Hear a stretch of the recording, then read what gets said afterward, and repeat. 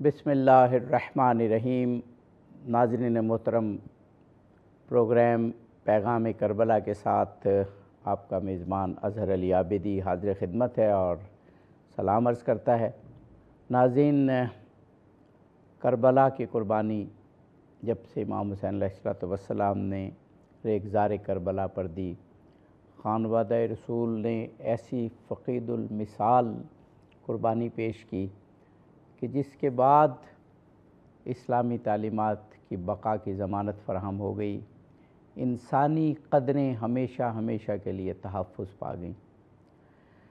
کون سی ایسی انسانی قدر ہے جس کو امام حسین علیہ السلام نے کربلا کے میدان میں دکھایا نہیں، عمل کر کے نہیں دکھایا، اور پھر اپنی اس لازوال قربانی سے ہمیشہ کے لیے ان قدروں کو امر کر دیا۔ ناظرین، انسان کی بنیادی قدروں میں سے ایک اہم ویلیو حریت فکر ہے۔ انسان کو اللہ نے آزاد پیدا کیا ہے، اور یہی انسان کا کائنات کی باقی مخلوق، باقی کریچر سے امتیاز ہے۔ امام حسین نے کس طرح کربلا میں حریت فکر کو مضبوط کیا، بلکہ خود امام حسین علیہ السلام حریت فکر کا استعارہ بن گئے، اس پر ہماری گفتگو ہوگی۔ ہمارے ساتھ جناب مولانا سید حیدر علی جعفری صاحب قبلہ موجود ہیں۔ آپ ایک بہترین عالم دین ہیں، بہت ہی اتھارٹی کے ساتھ حقائق کو بیان کرتے ہیں، معارف دینی پر گہری نظر رکھتے ہیں۔ ہمارے ساتھ پروفیسر ڈاکٹر عبدالباسط مجاہد صاحب، تاریخ پر آپ بھی ایک اتھارٹی ہیں، اور جب واقعہ کربلا کی بات ہو، اہل بیت علیہم السلام کی بات ہو، اسلامی تعلیمات کو جس طرح سے اہل بیت علیہم السلام نے بچایا اس کی بات ہو، تو آپ اس کو بہت مدلل انداز میں پیش کرتے ہیں۔ جناب مولانا حیدر علی جعفری صاحب، وہ اقبال نے کہا تھا نا کہ در نوائے زندگی سوز از حسین، اہل حق حریت آموز از حسین، یعنی جو اہل حق ہیں انہوں نے حریت فکر سیکھی ہی حسین سے ہے، اقبال کے نزدیک۔ فرمائیے گا۔ اعوذ باللہ من الشیطان الرجیم، بسم اللہ الرحمن الرحیم۔ سب سے پہلے آپ کی خدمت میں بھی، آپ کی پوری ٹیم کی خدمت میں بھی ماہ محرم الحرام کی مناسبت سے تسلیت و تعزیت عرض ہے۔ اسی طرح سلام عرض ہے ہمارے دوسرے جو پروفیسر صاحب جی موجود ہیں، ان کی خدمت میں بھی سلام عرض ہے۔ بہت ہی اہمیت کا حامل موضوع ہے کہ جو آپ نے مطرح کیا ہے اپنے اس پروگرام کے لیے، اور اگر شخصیت امام علی مقام امام حسین علیہ الصلوۃ والسلام کے بنیادی عناصر کو دیکھا جائے تو ان میں سے ایک یہی حریت ہے۔ اسی لیے آزاد فکر انسانوں نے جب سید الشہداء کے اوپر بات کی ہے، کتابیں لکھی ہیں، تبصرہ کیا ہے، یا سید الشہداء کی شخصیت شناسی کی ہے، تو ممکن نہیں ہے کہ وہ حریت کے پہلو سے گزر جائے۔ صحیح۔ انہی میں سے ایک علامہ اقبال ہے کہ جن کا آپ نے شعر بھی پڑھا، اور اقبال کی نگاہ بھی اسی جانب تھی سید الشہداء کی شخصیت میں، چونکہ معاملہ ایسا ہی تھا کہ وہ بنیادی چیز جو سید الشہداء مشاہدہ کر رہے تھے اپنے معاشرے کے اندر، وہ آزادی اور غلامی کا ہی معاملہ تھا۔ اور اسلام کے اندر بھی بنیادی طور پہ، جیسا آپ نے خود اشارہ کیا پروگرام کے آغاز میں ہی، کہ خداوند متعال نے فطرتاً انسان کو آزاد خلق کیا ہے۔ یہ انسان کی فطری خصوصیات میں سے ہے، جو کہ مختلف عوامل کی وجہ سے، حوادث کی وجہ سے، زمانے کے گزرنے کی وجہ سے یہ فطری شناخت انسان نے ہاتھ سے دے بیٹھتا ہے۔ بعثت انبیاء کا سلسلہ ہو، آزادی کی طرف سفر ہے، ائمہ معصومین کی جو تحریک ہے، آزادی کی طرف سفر ہے، اور فطرتاً انسان اس آزادی کو حاصل کرنا چاہتا ہے جس آزادی میں اس کی انسانیت کی ضمانت ہوتی ہے۔ وہ حاصل کرنا چاہتا ہے. بس سید الشہداء اسی چیز کو مشاہدہ کر رہے تھے، اور یہ بالکل وہ شباہت ہے جو خود رسول گرامی کی زندگی کے اندر بھی ان کی بعثت کا سبب بنتی ہے. اور یہی تحریک حسینی کے عوامل میں سے بھی ہے کہ حریت کے عنصر کو معاشرے کے اندر ناپید دیکھ رہے تھے سید الشہداء. اسی لیے سید الشہداء نے باقاعدہ اس کو اعلان بھی فرمایا، باقاعدہ کہا بھی اپنے کلام کے اندر جب دعوت دی کربلا کی جانب، تحریک عاشورہ کی جانب، تحریک کربلا کی جانب. تو سید الشہداء نے فرمایا کہ ان لم یکن لکم دین وکنتم لا تخافون المعاد فکونوا احرارا فی دنیاکم. واہ واہ. سید الشہداء نے اس کو کہا کہ دیکھو، اگر تمہارا کوئی دین نہیں ہے اور تمہیں معاد یعنی آخرت کا خوف بھی نہیں ہے، تو تم اس عنوان سے میری تحریک میں جڑ جاؤ کہ کم از کم اپنی دنیا میں تو آزاد بنو. یعنی اتنا انسانی تقاضا سید الشہداء کر رہے تھے کہ جس میں ہر سالم العقل انسان سید الشہداء کی تحریک کا حصہ بن سکتا ہے. جی بے یعنی کہ شک بے اتنی شک. مولانا صاحب آپ کی ضرورت. طرف میں واپس آؤں گا. آپ نے پروگرام کا آغاز بہت ہی مدلل اور دلنشیں انداز سے کیا.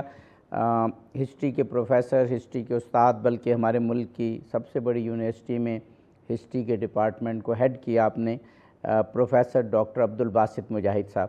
ڈاکٹر صاحب، امام حسین علیہ السلام کے ساتھ حریت کا لفظ، حریت کا کانسیپٹ اس طرح سے جڑ گیا قربانی کے بعد آپ کے عظیم الشان کہ آپ حریت کا استعارہ بن گئے. ہمارے پروگرام کا نام بھی کہ حسین حریت کا ایک استعارہ ہیں. حریت سے مراد آپ کیا لیتے ہیں؟ ذرا واضح ہو جائے کہ ظاہر ہے جیسے کہ میں نے بھی پروگرام کے شروع میں عرض کیا کہ انسان کو اللہ نے آزاد پیدا کیا ہے، لیکن پاک فطرت پہ، اور جب بھی اس کے سامنے دو راہیں آتی ہیں، دو راستے آتے ہیں، دو ممکنات آتے ہیں، تو وہ پاک فطرت کی وجہ سے اچھی راہ چنتا ہے. تو یہی حریت ہے کیا کہ انسان کو حق اور باطل میں آزادانہ انتخاب کا حق یا کیپیسٹی یا کیپیبلٹی اللہ تعالیٰ نے دے دی ہے؟ ڈاکٹر صاحب فرمائیے گا. بسم اللہ الرحمن الرحیم. محترم عابدی صاحب اور میرے فیلو پینلسٹ اور تمام ناظرین کی خدمت میں السلام عرض کرتے ہوئے یہ اعزاز سمجھتا ہوں کہ ذکر حسین ہو اور اللہ تعالیٰ یہ توفیق عطا کرے تو اس پر شکر واجب ہوتا ہے. اہم بات یہ کہ حریت ہے کیا. آپ نے جیسے کہ اپنے سوال کے اندر ہی یہ بات ایک خود آپ ماشاءاللہ صاحب بصیرت اور دانشور ہیں، آپ نے جو بات دے دی کہ اللہ رب العزت نے انسان کو جو اشرف المخلوقات بنایا علم کی بنیاد پر، اور علم کے ساتھ ساتھ اسے اختیار دے دیا کہ وہ کوئی سا بھی راستہ اختیار کر سکتا ہے. یہ بھی بتا دیا کہ کون سا راستہ سیدھا راستہ ہے، کون سا راستہ ٹیڑھا راستہ ہے. سیدھے راستے پر چلنے والے لوگ دائیں ہاتھ والے ہوتے ہیں، غلط راستے پر چلنے والے لوگ بائیں ہاتھ والے ہوتے ہیں. یہ ساری اصطلاحیں قرآن کے طالب علم کی حیثیت سے عرض کر رہا ہوں، اور قرآن واضح طور پر جب یہ بات ارشاد فرما دیتا ہے کہ وَهَدَيْنَاهُ النَّجْدَيْنِ فَلَقْتَحَمَ الْعَقَبَةَ وَمَا أَدْرَاكَ مَا الْعَقَبَةُ.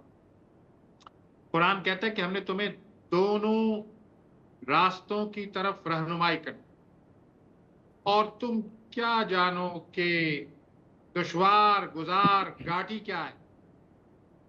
اب یہ بات جب قرآن بتاتا ہے، اس میں خود ان بلٹ یہ مفہوم پنہا ہے کہ انسان کو اختیار بھی حاصل ہے، رہنمائی بھی حاصل ہے. اور اس رہنمائی کے بعد یہ بات بھی بتا دی گئی اس میں کہ یہ دشوار گزار راستہ ہے، یہ شہادت گئے الفت میں قدم رکھنا ہے. لوگ آسان سمجھتے ہیں مسلمان ہونا. واہ واہ. تو یہ سارے دروس ہمیں کربلا کی درسگاہ سے ملتے ہیں، اور ہمیں یہ پتہ چلتا ہے کہ یہ باتیں محض یہ پھولوں کی سیج پر بیٹھ کے کرنے اور سمجھنے والی نہیں ہیں، یہ میدان کارزار میں اترنے والی ہیں. اور جب نبی کریم صلی اللہ علیہ وآلہ وسلم کا یہ ارشاد ہمارے مطمع نظر ہو تو ہمیں پھر جو بیکن آف لائٹ نظر آتی ہے وہ امام حسین نظر آتے ہیں. وہ کیا ہے کہ جب کسی غلط کام کو ہوتے دیکھو تو اسے اپنے ہاتھ سے روک دو، اور اگر اس کی ہمت اور حوصلہ اور حالات نہیں رکھتے تو زبان سے کہو کہ یہ بات غلط ہو رہی ہے. یہ بھی نہیں کر سکتے تو پھر دل میں اس کو جانو کہ یہ غلط ہے اور صحیح راستہ کیا ہے. تو جو نبی کریم صلی اللہ علیہ وسلم کی درسگاہ سے آپ کے نواسے جو درس لے کر آئے تھے، اس میں ہمیشہ جو سپریم راستہ ہوتا ہے، جو سپرلیٹو ڈگری کے مطابق ایک ہدایت کا راستہ ہوتا ہے، وہی ان کے شایان شان ہوتا ہے، اور وہ یقیناً مشکل راستہ ہے. اور یہاں میں یہ بات بھی عرض کرتا چلوں کہ جس کا جتنا مقام ہوتا ہے، جتنی جس کی فہم ہوتی ہے، جتنا جس کو اللہ نے بلندی عطا کرنی ہوتی ہے، اس کے لیے آزمائش کے راستے اسی طرح سے مشکل ہوتے ہیں جیسے کہ فلقتحم العقبہ وما ادراک ما العقبہ، اور تم کیا جانو کہ دشوار گزار راستے کیا ہے. تو وہ بے شک. دشوار گزار راستہ حق کو پہچاننے، حق کا اظہار کرنے اور حق کے لیے اپنا سب کچھ تج دینے کا نام کربلا ہے. اور یہی اصل حریت ہے، جو حریت ودیت ہے رب عزتی کی طرف سے.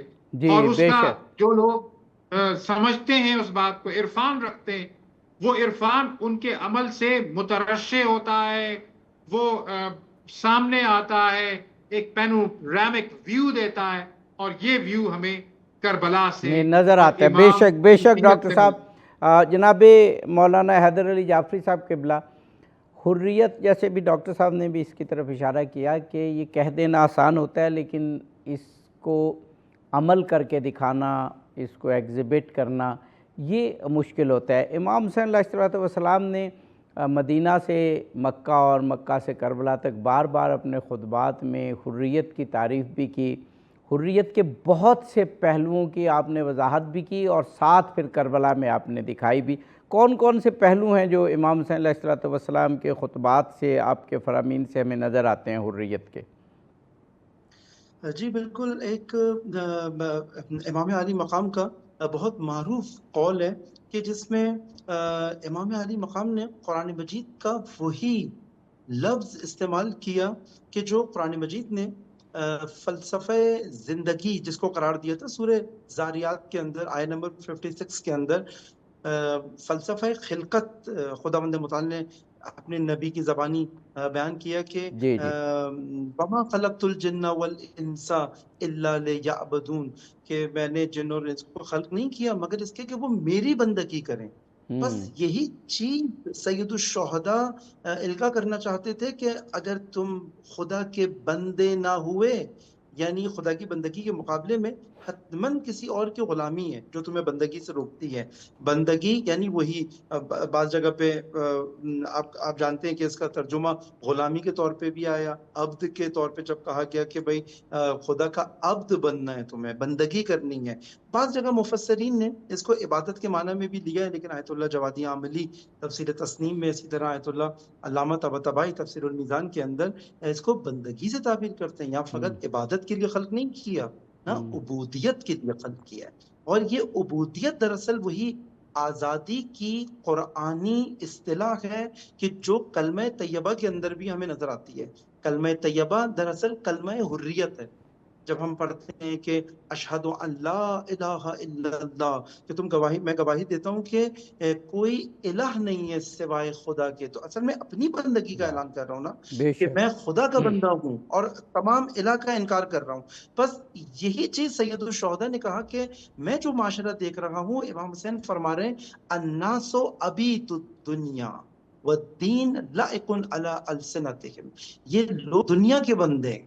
اتنا واضح امام حسین فرما رہے ہیں، وہی لفظ وہاں لگایا گیا الا لیعبدون، وہی عبودیت. اور یہاں پہ سید الشہداء کہہ رہے ہیں جو لوگ میں دیکھ رہا ہوں یہ دنیا کے بندے ہیں، اور دین ان کی زبانوں کے اوپر فقط ایک ذائقہ ہے. تو اب یہ ان کی گرفتاری کو امام نے بڑا پیارا خوبصورت بتایا، ان کی غلامی کی نوعیت کو بڑا پیارا امام نے تفسیر کیا. یہ کیسے ہیں دنیا کے بندے کہ جب بھی ان کے اوپر مصیبتیں آتی ہیں، پریشانیاں آتی ہیں، تو یہ ان کے اوپر صرف ایک لقلقہ زبانی ہے. پیغام کربلا. کربلا انسان کو حریت فکر سکھاتا ہے. آج کا ہمارا موضوع مولانا حیدر علی جعفری صاحب قبلہ اور مولانا ڈاکٹر عبدالباسط مجاہد صاحب ہمارے ساتھ موجود ہیں، اور دونوں شخصیات نے ہمیں پروگرام کے پہلے حصے میں بتایا کہ حریت فکر انسان کی بنیادی ویلیو ہے، بنیادی قدر ہے جو انسان نے اللہ کو آزاد پیدا کر کے دی ہے. اور وقفے سے قبل جناب مولانا حیدر علی جعفری صاحب فرما رہے تھے کہ جب انسان تمام مخلوق کی بندگی سے، ان کی غلامی سے نکل کے صرف ایک اللہ، ایک کریٹر کی غلامی میں جاتا ہے تو گویا وہ باقی سب سے آزاد ہو گیا. جی قبلہ آپ جاری رکھیے گا اپنی گفتگو. میں عرض کر رہا تھا کہ سید الشہداء نے یہاں پہ ایک مثال دے کے بھی لوگوں کو واضح کیا کہ تم حریت کے عنوان سے زندگی میں کہاں پھنسے ہوئے ہو. پھر کہا کہ یہ دین ان کی زندگیوں کے اندر فقط ایک لقلقہ زبانی ہے.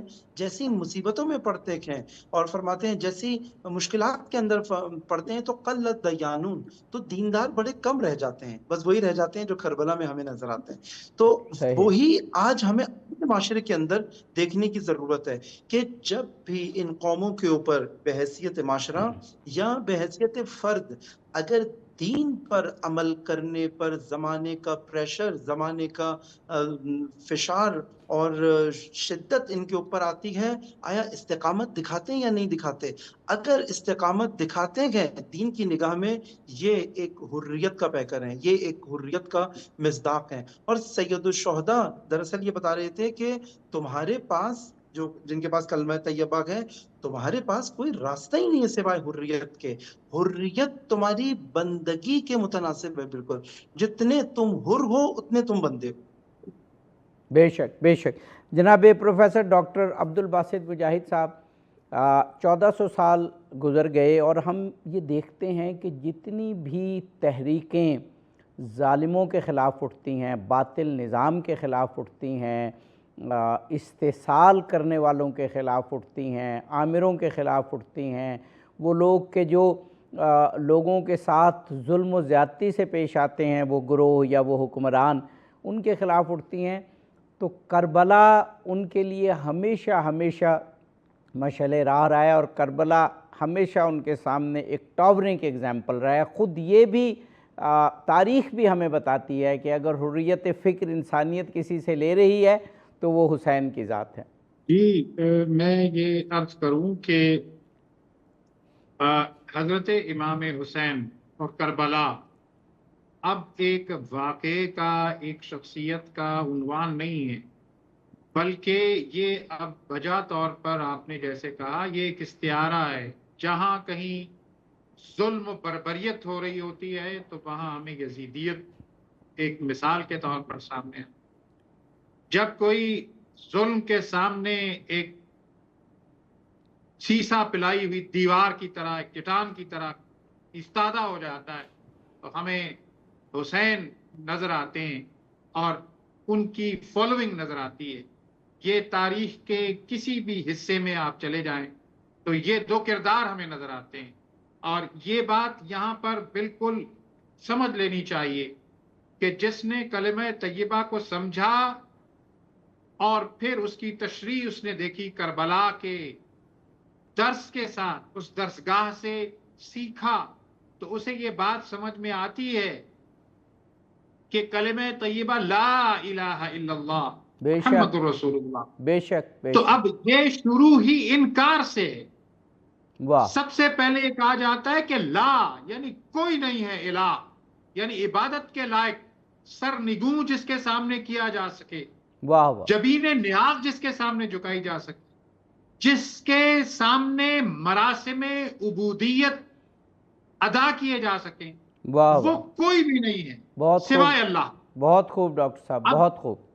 یہ ساری چیزیں ہمیں نظر آتی ہیں کہ یہ جو امام حسین کا، آپ کے خانوادے کا، آپ کے ساتھیوں کا جنہوں نے اپنی جانیں قربان کی، انہوں نے یہ انکار ہی تو کر کے دکھایا. انہوں نے یہی تو بتایا اور پھر جو قرآن نے تشریح کی ہے نا کلمہ طیبہ کی، کیسی خوبصورت بات ہے، کلمۃ طیبۃ کشجرۃ طیب اصلها ثابت وفرعها فی السماء۔ اب اس روشنی میں بھی ہم کربلا کو دیکھیں، امام حسین کے کردار، پاکیزہ کردار کو دیکھیں، تو قرآن جو کہتا ہے نا کہ کلمۃ طیبۃ کشجرۃ طیبہ، سچی بات، کلمہ طیبہ، وہ اس کی مثال ایسی ہے جیسے درخت کی سی مثال ہو، اور پاکیزہ درخت کی سی مثال ہو۔ اس کی نشانی کیا ہے؟ اصلها ثابت، کہ اس کی جڑیں مضبوط ہیں اور اس کی شاخیں آسمان تک پھیلی ہوئی ہیں۔ تو آج اگر ہم امام حسین کے کردار کو، اس کی خوشبو کو، اس کے نور کو، اس کی جو بلندی کو دیکھتے ہیں تو ہمیں یہ بات نظر آتی ہے کہ وہ اسلام کی اصل میں پیوستہ ہیں، اور آپ کے فیض و برکات کی شاخیں، جن سے شگوفے، جن سے پھل اور بوٹے وہ آج تک پھیلتے چلے جا رہے ہیں اور اس بلندی میں اضافہ کرتے چلے جا رہے ہیں، تو وہ ہمیں کربلا میں نظر آتا ہے۔ بے شک بے شک بے شک ڈاکٹر یہ صاحب۔ بات آپ دیکھیے کہ یہ جو انکار ہے نا، اسی سے تو ابتدا ہے۔ یہاں مجھے وہ بات نظر آتی ہے بالکل ابتدائے مکی دور کی، نبی کریم صلی اللہ علیہ وآلہ وسلم کی، کہ آپ جب اپنی دعوت کو پیش کر رہے ہیں اور مشرکین مکہ آپ کے چچا حضرت ابو طالب کے پاس آتے ہیں کہ یہ آفرز لے کر آتے ہیں کہ یہ ہمارے جھوٹے خداؤں کی تکذیب چھوڑ دیں، ان کا انکار چھوڑ دیں، باقی تو ساری باتیں جو دنیا میں ممکن ہیں، اقتدار تو ہم مکے کا اقتدار دینے پر تیار ہیں، مال و متاع تو اس سے مالا مال کر دینے کو تیار ہیں، جس حسین و جمیل شہزادی کو نکاح میں لینا چاہیں اس کے لیے تیار ہیں۔ تو وہ جو نبی کریم صلی اللہ علیہ وسلم کا جواب ہے، اس جواب کو آپ صلی اللہ علیہ وسلم نے جس طرح اس پر عمل کر کے دکھایا کہ یہ میرے ایک ہاتھ پر سورج اور دوسرے ہاتھ پر چاند بھی لے آئے، تو میں اپنے اس انکار، اور نبی کریم صلی اللہ علیہ وسلم نے فرمایا کہ اس دعوت توحید اور اس کا اعلان توحید اس سے باز آنے والا نہیں ہوں۔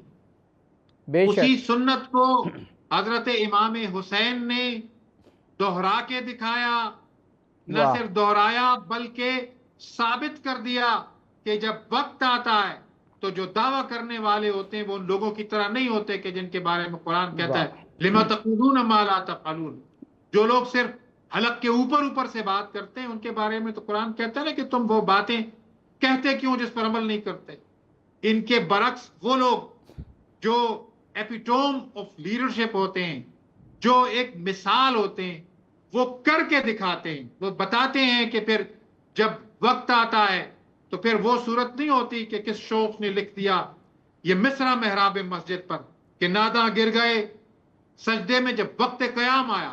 بے تو جو شک وقت قیام ہے نا اس وقت قائم ہو جانا، استقامت اختیار کرنا، استمرار کے ساتھ استقامت اختیار کرنا، یہی اصل میں درس حریت کو عملی طور پر کر کے دکھانا ہے۔ بے شک اس کے بے لیے شک بے پھر شک جی گود کے علی اصغر کو قربان کرنا پڑے یا نوجوانان جنت کے چشم و چراغ علی اکبر کو قربان کرنا پڑے، یہ سب کچھ پھر اس حریت فکر کے لیے قربان کر دینا ہی اصل میں حریت کا اصل درس۔ جی بے شک ڈاکٹر صاحب، بہت خوب۔ جناب مولانا حیدر علی جعفری صاحب قبلہ، ہمیں اگر ہم تاریخ کو دیکھیں تو عالم اسلام میں وہ تحریکیں کہ جنہوں نے اسلام کے فکری خط کو درست رکھا وہ ہمیں کربلا سے توانائی لیتی ہوئی محسوس ہوتی ہیں۔ ہم امام حسین علیہ السلام کے خطبات پڑھیں، آپ کی پوری جد و جہد کو دیکھیں، قیام کو دیکھیں، جہاد کو دیکھیں، عظیم الشان فقید المثال قربانی کو دیکھیں، لیکن اس کے بعد بھی اگر دیکھیں تو ایسے لگتا ہے جیسے تاریخ کربلا کی اتباع میں چل رہی ہے، تاریخ کربلا کی تفسیر کر رہی ہے۔ حضرت زید شہید کا جہاد ہو، حضرت یحییٰ بن زید کا جہاد ہو، حضرت نفس زکیہ کا جہاد ہو، اور اس کے بعد بھی جتنی بھی تحریکیں اٹھیں انہوں نے کربلا سے توانائی لی۔ یہ بات تاریخی طور پر اتنی واضح ہے کہ اگر کربلا نہ ہوتی تو حریت فکر کے لیے توانائی حاصل کرنے والی کوئی ایسی سورس، کوئی ایسا سوتا، کوئی ایسا منبع نہ ہوتا جو کربلا نے طول تاریخ میں دیا۔ فرمائیے گا قبلہ۔ آپ نے تقریباً اپنے حقیقت کو اپنے جملات کے اندر ادا کر دیا ہے۔ جیسے اقبال کہتے تھے نا کہ ان کو بتانا پڑے گا، یاد دلانا پڑے گا ان کو یہ بات کہ یہ ایک سجدہ جسے تو گرا سمجھتا ہے، واہ، ہزار سجدوں سے دیتا ہے آدمی کو نجات۔ واہ، تو بے بس شک بے یہ شک۔ بھی اقبال ان کی غلامیوں کو اتنے نزدیک سے دیکھ رہے تھے، اتنا مطالعہ کر رہے تھے ان چیزوں کا کہ یہ ثقافتی طور پہ کہاں غلام ہے، تعلیمی طور پہ کہاں غلام ہے، اور ہر غلامی کو اقبال نے سجدے سے تعبیر کیا ہے، اور یہ فکری طور پہ غلام ہے۔ اور آپ نے بہت پیارا موضوع اٹھایا کہ آپ نے اس آزادی کے اندر بھی، حریت کے اندر بھی آپ نے فکری آزادی کو آپ نے اپنے اس پروگرام کا موضوع بنایا، حریت فکر۔ اور اقبال حریت فکر کو یعنی دنیا حریت کی ماں قرار دیتے ہیں۔ یعنی اگر یہ اسی حریت فکر سے آزادی کی باقی تمام شاخیں جو ہیں وہ جنم لیں گی۔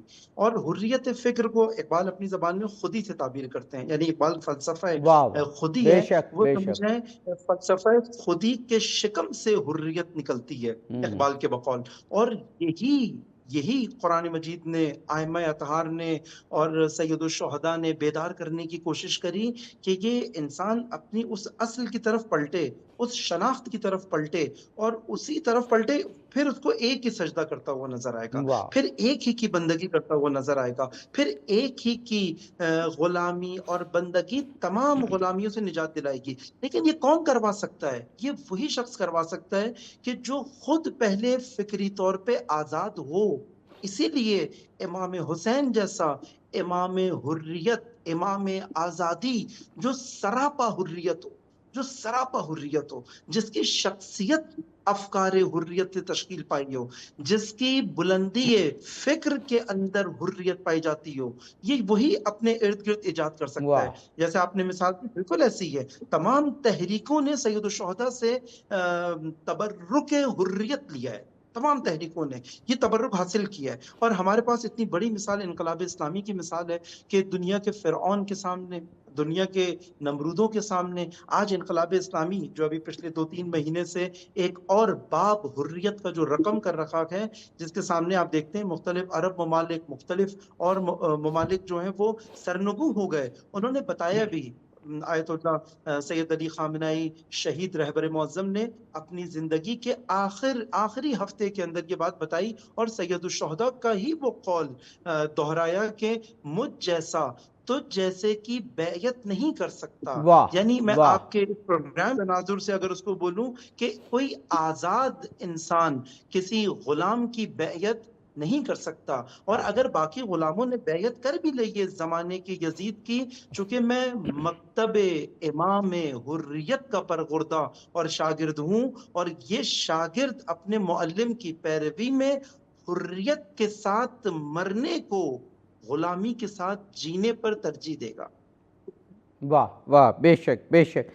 جناب پروفیسر ڈاکٹر عبدالباسط مجاہد صاحب، میں وہ کیونکہ حریت فکر کے حوالے سے اقبال کے اشعار، اور اقبال نے تو کہہ دیا کہ اہل حق نے حریت سیکھی ہی امام حسین علیہ السلام سے ہے، تو میں وہ اقبال کی جو شورۂ آفاق نظم ہے جس کے بارے میں بہت سے لوگوں نے کہا، اور خود آغا خامنائی شہید امت نے بھی کہا کہ امام حسین پہ کہا گیا پورا دفتر اور پوری شاعری اور ادب ایک طرف، اور اقبال کی یہ نظم ایک طرف جو امام حسین علیہ السلام کے لیے انہوں نے کہی، تو یہ شاید فکری لحاظ سے بھاری ہو۔ واقعہ کربلا، قربانی کربلا، تحریک کربلا، قیام کربلا، جہاد کربلا، جو بھی کہیے، وہ واقعہ جس نے اسلام بچایا، جس نے انسانی قدریں بچائیں، جس نے اسلام کی اصل تعلیمات کی بقا کی ضمانت فراہم کی، ظاہر ہے پیغام کربلا میں اسی کا ذکر ہے، محرم میں اسی کا ذکر ہے۔ وقفے سے قبل ڈاکٹر صاحب میں نے آپ سے سوال کیا تھا، کیونکہ آج موضوع ہے حریت فکر، اور حریت فکر تبھی حاصل ہوتی ہے جب آدمی تمام مخلوق کی غلامی سے آزاد ہو کے صرف اللہ کی بندگی کرے۔ تو سورہ توحید کو قرآن پاک میں بہت اہمیت حاصل ہے، اور اس کے بارے میں کہا گیا کہ یہ معرفت کی انتہا ہے، بلکہ ایک حدیث میں پڑھ رہا تھا کہ آخری وقت میں جو لوگ آئیں گے وہ اتنے گہرے ہوں گے کہ اصل معارف وہ جانیں گے اس کے۔ تو اقبال نے امام حسین علیہ السلام کو اس نظم میں معاشرے کے لیے وہ حیثیت قرار دی ان کی جو سورہ قل ھو اللہ کی قرآن پاک میں ہے۔ فرمائیے گا ڈاکٹر صاحب۔ دیکھیے، اقبال کو اللہ رب العزت نے جو مقام بلند ان کی زندگی میں اور آج تک عطا کیا ہوا ہے، اس کا جوہر اصل میں یہ ہے کہ ان کی جو نبی اکرم صلی اللہ علیہ وآلہ وسلم کے ساتھ عشق، محبت، عقیدت اور اس کا اظہار جیسا کہ انہوں نے اپنی زندگی میں کیا کہ وہ یعنی ہمہ وقت درود سے اپنی زبان کو، قلب کو، اپنے دہن کو معطر رکھتے تھے، تو پھر انہیں عرفان حاصل ہوا اور وہ عرفان ایک الہام کی شکل اختیار کرتا چلا گیا، گویا الہامی ان کی شاعری کو کہا جاتا ہے۔ اور انہوں نے جیسا کہ آپ نے ذکر کیا کہ انہوں نے مثال دی کربلا کی، امام حسین کی، اس طرح سے جیسے کہ قرآن میں سورہ اخلاص ہے۔ اس سے مراد یہ ہے کہ جیسے قرآن کا ملخص اگر ہم سمجھنا چاہیں، اس کا خلاصہ، ایمریج سمریز دیکھنا چاہیں تو ہمیں سورہ اخلاص ملتا ہے۔ اسی لیے ایک حدیث مبارکہ سے یہ مفہوم نکلتا ہے، چونکہ ایک تہائی توحید کا ہی ذکر ہے، تو کہا جاتا ہے کہ 3 مرتبہ گویا آپ نے سورہ اخلاص پڑھی تو وہ اس کا قائم مقام ہے کہ جیسے آپ نے پورے قرآن کی تلاوت۔ بے شک بے اس شک۔ مثال کو چونکہ مسلمان سمجھتے ہیں، اس مثال کو چونکہ مومنین اچھی طرح سے سمجھتے ہیں، لہٰذا اس بات کو سمجھانے کا یہ انداز انہوں نے اختیار کیا کہ پھر معاشرے کے لیے اگر دین مبین کا خلاصہ سمجھنا ہو، جیسے کہ قرآن کا خلاصہ توحید کی سورہ میں ہمیں نظر آتا ہے، اسی طرح سے جو نچوڑ ہے، جو مخ ہے اس ساری تعلیمات کا، وہ ہمیں نظر آتا ہے امام حسین کی زندگی اور آپ کی دوامی زندگی، ان دونوں میں ہمیں یہ بات نظر آتی ہے۔ واہ، بے شک۔ یہاں ایک اور بات جو میں جی ضرور، گوش گزار کرنا جی ضرور ڈاکٹر صاحب فرمائیے۔ گوش گزار کرنا چاہوں گا کہ جو امام حسین نے جہاں سے توانائی اور رہنمائی حاصل کی، اور امام حسین کے راستے پر چلنے والے آج تک اور قیامت تک جو ان کے لیے سورس آف انسپیریشن ہیں، وہ قرآن اور سیرت مبارکہ ہیں۔ تو قرآن ہمیں سورہ بقرہ کے اندر یہ بات بالکل واضح طور پر بتاتا ہے، جس کا اظہار امام حسین نے اپنے قصے اور عمل کے ساتھ کر کے دکھایا۔ وہ کیا ہے؟ قد تبین الرشد من الغی فمن یکفر بالطاغوت ویؤمن باللہ فقد استمسک بالعروۃ الوثقی۔ سبحان اللہ، سبحان اللہ، سبحان اللہ، سبحان اللہ۔ اللہ کریم کہتے ہیں کہ بے شک، اب یہاں موقع اور محل نہیں ہے، اہل علم جانتے ہیں کہ قد جب استعمال ہوتا ہے اس کے کیا معنی ہے۔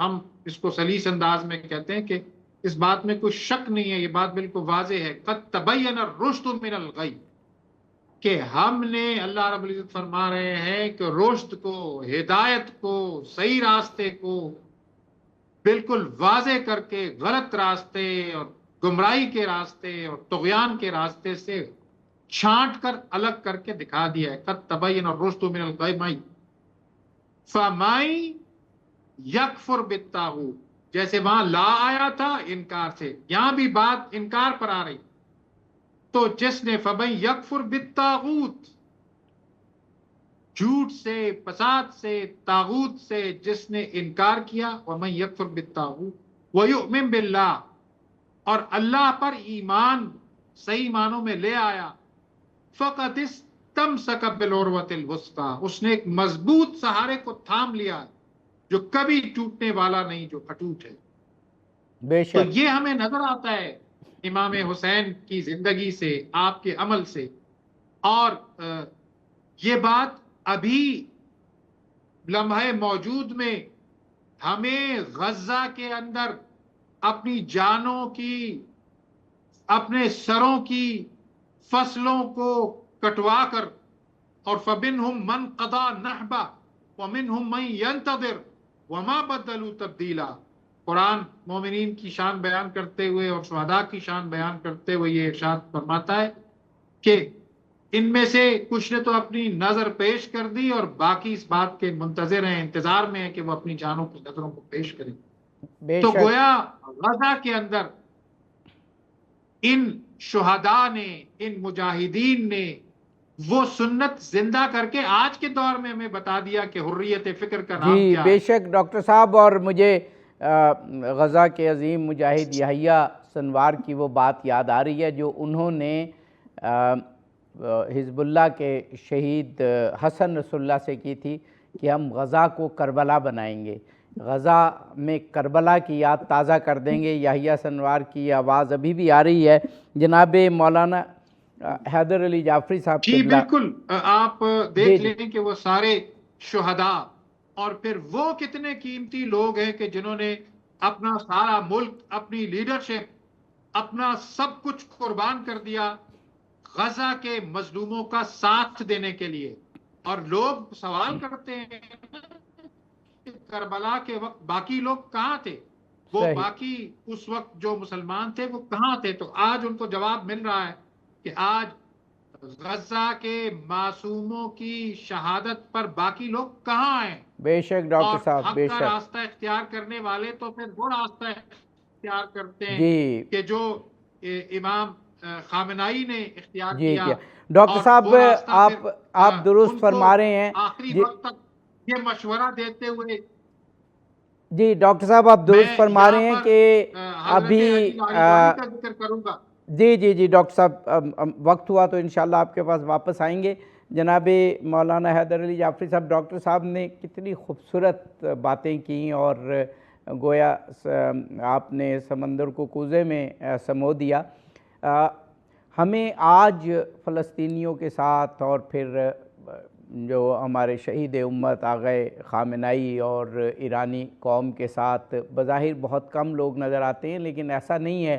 آپ فلسطین سے لے کر اور ملیشیا تک جتنی مسلمان اس وقت سینٹرل ایشیا اور جتنی عوام ہیں وہ سب یکجاں ہیں۔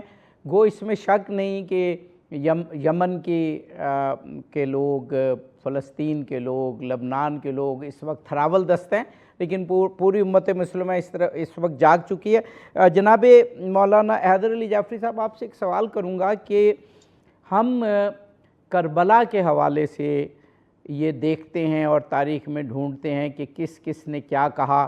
ہم کہتے ہیں کہ بر صغیر پاک و ہند کی آزادی میں ہراول دستہ جو لیڈر تھے مولانا محمد علی جوہر جیسے، انہوں نے یہی کہا کہ اسلام زندہ ہوتا ہے ہر کربلا کے بعد، اور اس کے بعد جتنے بھی اسلامی لیڈر اور آپ انصاف پسند ایون ہندو لیڈر بھی دیکھ لیں تو وہ امام حسین علیہ السلام کی بات کرتے ہیں۔ لیکن ہمیں تاریخ میں ڈھونڈنا پڑتا تھا کہ گبن نے کیا کہا، فلاں تاریخ نویس نے کیا کہا، فلاں لیڈر نے کیا کہا، نیلسن منڈیلا نے کیا کہا۔ اس پر بحث ہوتی تھی کہ ڈائریکٹ امام حسین پر اس نے کچھ نہیں کہا، لیکن کیونکہ اس نے انڈین لیڈر سے بہت زیادہ انسپریشن لی تھی اور یہاں پر امام حسین سے انسپریشن لی گئی۔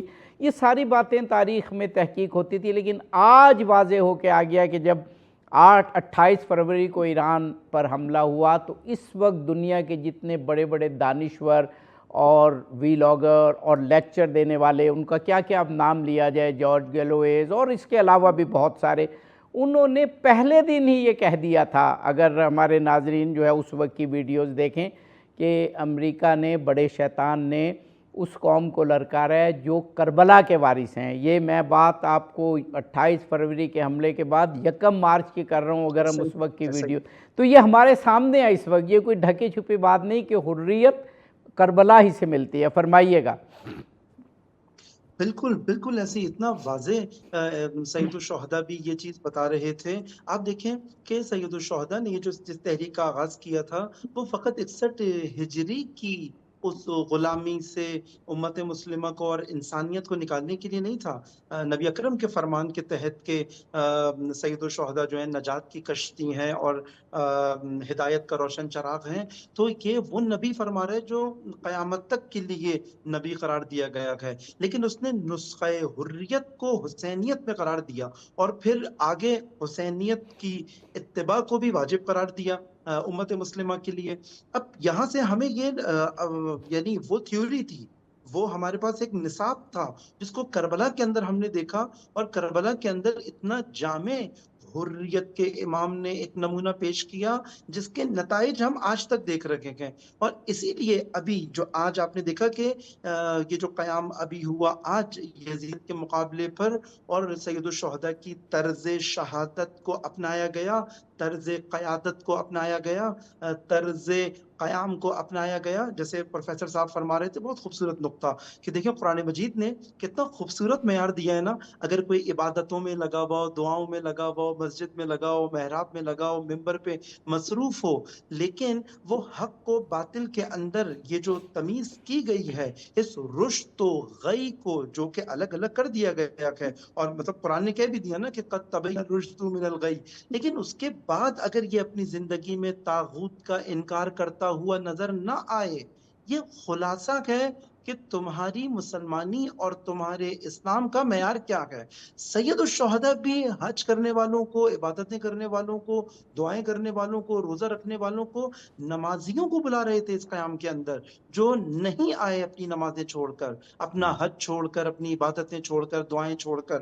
اور مکہ میں تو خود سید الشہداء موجود تھے۔ یہ بہت پیارا باب ابھی پروفیسر صاحب نے یہ کھولا کہ امام حسین نے بھی یہی معیار بتایا جو قرآن نے بتایا، کہ اگر تم نے رشد اور غی کی تبیین کے بعد تم نے طاغوت کا انکار نہیں کیا، وَيُؤْمِن بِاللَّهِ، اور خدا پہ ایمان نہیں لے کر آئے، جو اس میں بھی آپ دیکھیں یہ ترتیب قرآن مجید فصاحت و بلاغت سے بھرا ہوا ہے۔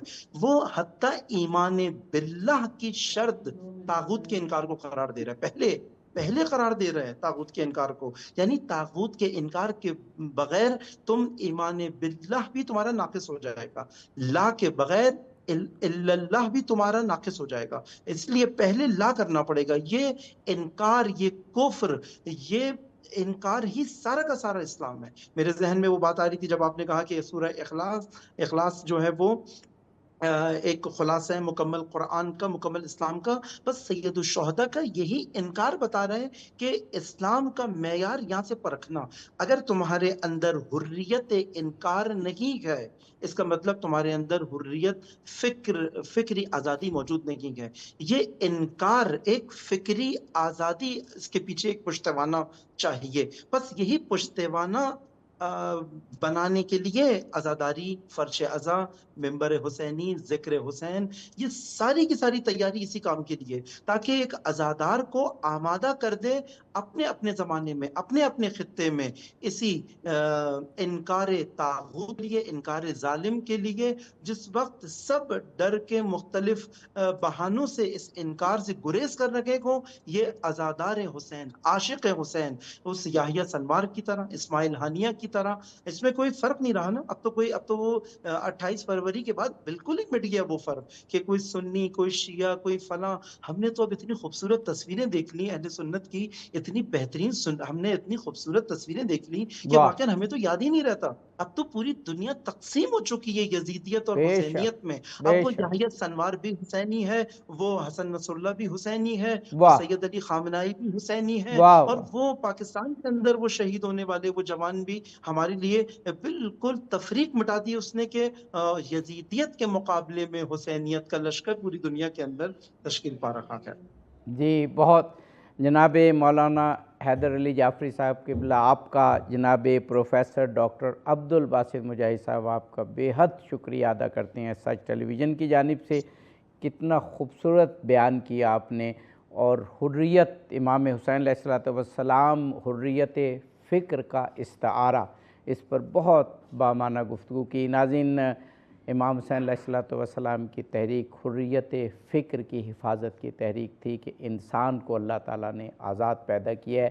اقبال کے جس شعر سے شروع کیا تھا اس پر ہی اختتام کرتے ہیں کہ در نوائے زندگی سوز از حسین، یہ جو زندگی کی آواز میں سوز ہے، اخلاص ہے، یہ حسین کی وجہ سے ہے۔ اہل حق حریت آموز از حسین، اہل حق نے تو حریت، آزادی فکر، اللہ کی بندگی کے علاوہ باقی تمام غلامی کا انکار اہل حق نے حسین سے سیکھا ہے اور سیکھتے رہیں گے۔ اس ایپیسوڈ سے اظہر علی عابدی کو اجازت دیجیے، فی امان اللہ۔